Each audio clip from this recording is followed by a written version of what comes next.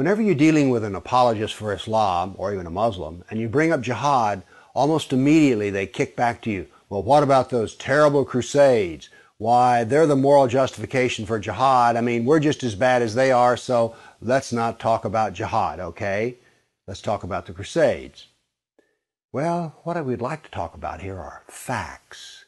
And it turns out I sat down and put together some work, and I created a database of some 548 battles that Islam fought, jihad battles against classical civilization.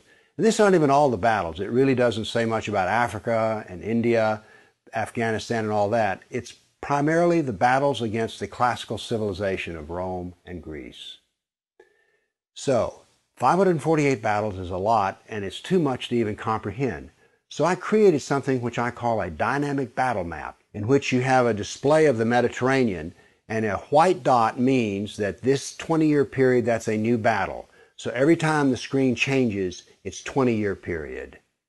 The colors white turn to red, and so you can see a history. This may seem a little confusing, but I think when you see it, you'll know exactly what I mean. And here it starts.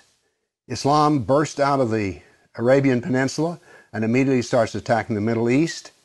And notice that it doesn't take long until they're crossing the Mediterranean and attacking southern France and Spain.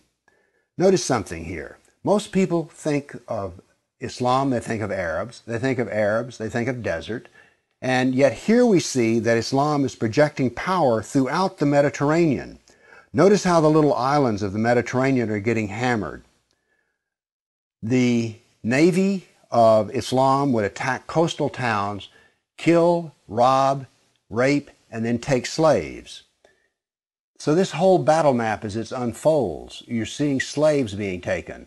Over 1 million slaves were taken out of Europe into the Islamic world. That's something you don't think about much, but it's absolutely true. There were over 200 battles fought in Spain alone. And we also see, however, on the east coast in Turkey, that Islam is trying to break into Europe. Now, what's going to happen is, in Spain, this ongoing fight that lasted for 400 years, the Christians are going to push back the Muslims.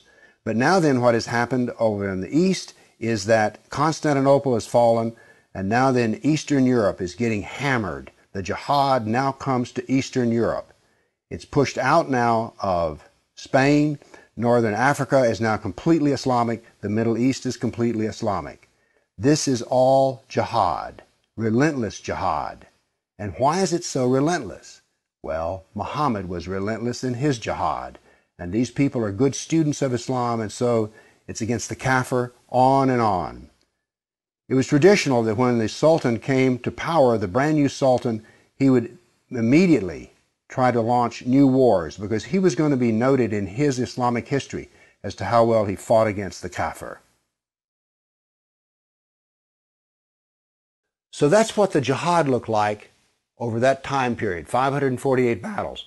But remember, when you bring up jihad, people want to bring up the Crusades. So I also prepared a dynamic battle map of all the offensive raids of the Crusaders. Let's watch it and make a comparison. And so it begins. The Crusades enter into Turkey and the Middle East. Battles go on, but aren't there far fewer than you thought there might be? And here we go. The last battles are fought, and that is the end of the Crusades. So now then we can talk about some facts.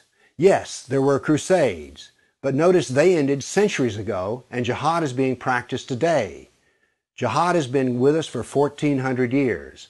There is no comparison between jihad and the Crusades, certainly not a moral comparison.